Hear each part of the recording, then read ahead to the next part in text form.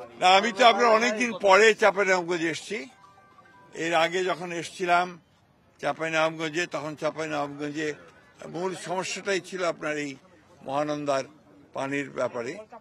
এবং আমি এই এলাকাতে একটু বেশি বেশি আসতাম, যে কৃষি মন্ত্রণালয়ের দায়িত্বে যখন ছিলাম আমি, তখন এখানে বরেন্দ্র বহুমুখী প্রকল্প আমাদের ইডি ছিলেন আসাদুজ্জামান সাহেব, ওনার এখানে একটা বড় রকমের করছি। ম্যাডামকেও আমরা কয়েকবার নিয়ে এসেছি এখানে, এবং উনি এসে এই এলাকা তো মরুভূমি ছিল, বরেন্দ্র ব্যারেন ল্যান্ড, এটাকে কিন্তু এই বরেন্দ্র মৌখিক প্রকল্প দিয়েই এটাকে এখন গ্রিন, যেটা আপনারা দেখছেন, এই গ্রিন ছিল না, এটা টোটালি ড্রাই হলুদ একটা ভাব ছিল মাটির, এটা ছিল, কিন্তু এখন তো একদম সবুজ হয়ে গেছে।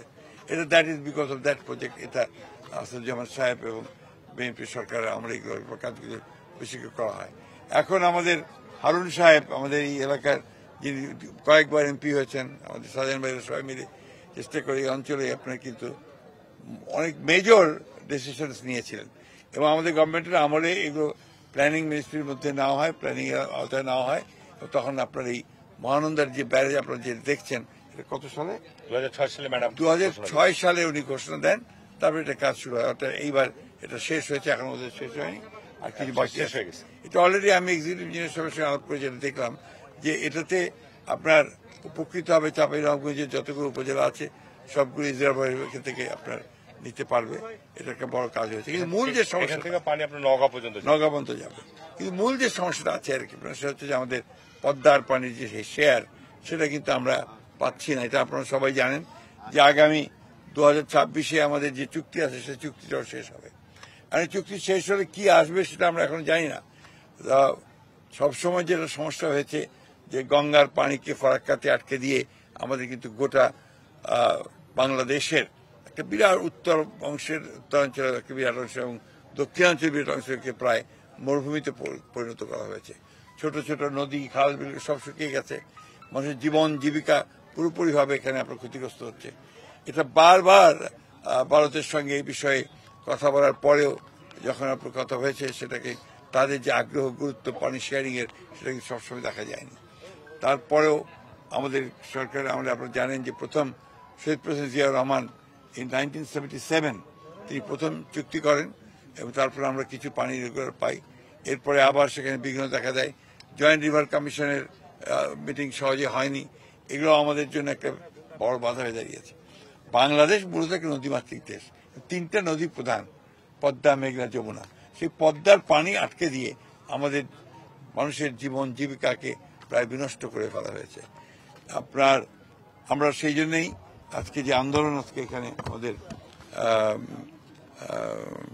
হারুন সাহেবের নেতৃত্বে শুরু হয়েছে, পদ্মা বাঁচাও আন্দোলন, সেই আন্দোলনেরই আমরা একটা অংশ হিসেবে আমরা আজকে এখানে এসেছি। আমরা এটাতেই করে মানুষের মধ্যে জাগরণ সৃষ্টি করতে চাই। এখানে আমরা গ্যাঞ্জেস ব্যারেজ যেটা করার কথা ছিল আপনার রাজবাড়ির দিকে, এটা যদি সম্পন্ন করা যায় তাহলে কিন্তু একটা বড় south Bengal and central north Bengal বিরাট একটা উপকার হবে।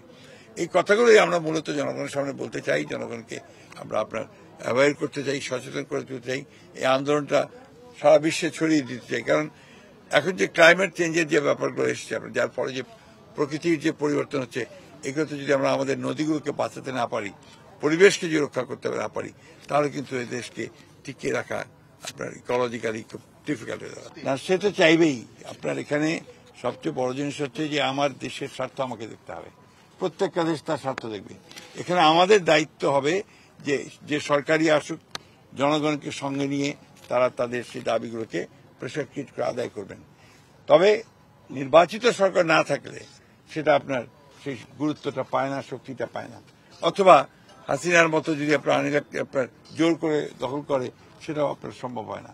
তাই আমরা আশা করি যে বিএনপি যদি আপনার জনগণের ভোটে দায়িত্বে আসতে পারে, নিঃসন্দেহে এগুলো টপ প্রায়োরিটি পাবে, এবং এগুলোর পেছনেই আপনার বিশেষ করে আপনার এই গ্যাঞ্জেস প্রকল্প যেটা, ফারাক্কা ইস্যু যেটা আছে, অন্যদিকে তিস্তার ব্যাপারটা যেটা আছে, এগুলোতে আপনার সবচেয়ে বেশি গুরুত্ব দেওয়া হবে। না, আমরা তো এই কমিটমেন্টে আপনার 100% উই আর কমিটেড। এটা আমাদের রাজনীতি।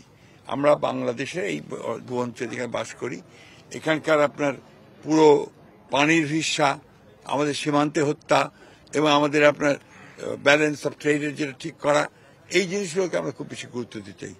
বেশি গুরুত্ব আরেকটা দিতে চাই যে আমাদের উপরে দাদাগিরি বন্ধ করা। এটা আমরা চাই যে আমাদের প্রতিবেশী দেশ তারা ইচ্ছে করলেই তারা আমাদের সঙ্গে সুসম্পর্ক রাখতে পারে এবং তাদের একটা আমি মনে করি যেহেতু 71 সালের স্বাধীনতা যুদ্ধের সময় তারা আমাদের সহযোগিতা করেছেন তাই তো আরো বেশি করে আপনার বাংলাদেশকে সহযোগিতা করা দরকার।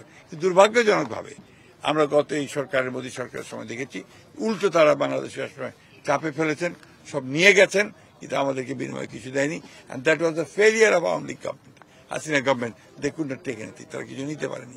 ওদের মন্ত্রীদের বক্তব্য আপনারা তাহলে শুনেছেন, দিন দরবার করতে যায় ভারতে, আপনার স্বামী স্ত্রীর সম্পর্কে কথা বলে, এইভাবে তারা পুরো বিষয়টাকে আপনার নিচে নামিয়ে দিয়েছে। ইকুয়াল ফুটিং এ কথা বলতে হবে, মর্যাদা রাখতে হবে, সমমর্যাদা রাখতে হবে, স্বার্থটাকে দেশের স্বার্থটাকে সবার আগে গুরুত্ব দিতে হবে।